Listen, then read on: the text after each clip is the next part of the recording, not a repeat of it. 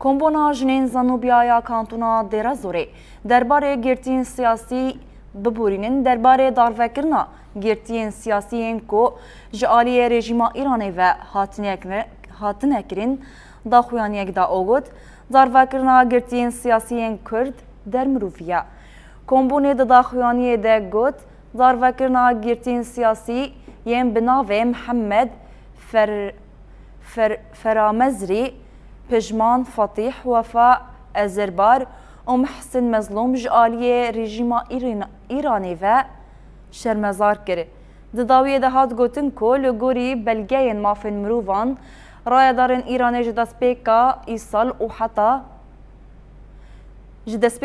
ve û heta niha 20 welatiyên Kurd darvekirine. Her wiha kombûnê diyar kir ku darvekirina girtiyên siyasî Kurd ji aliyê Îranê ve dermiroviye. Kombona jinên Zanûbiyaya Kantûna Dêrezorê di dawiya daxuyaniya xwe de bêdengiya navnetewî li hemberî sûcên Îranê yên li dijî Kurdan bi tundî şermezar kir.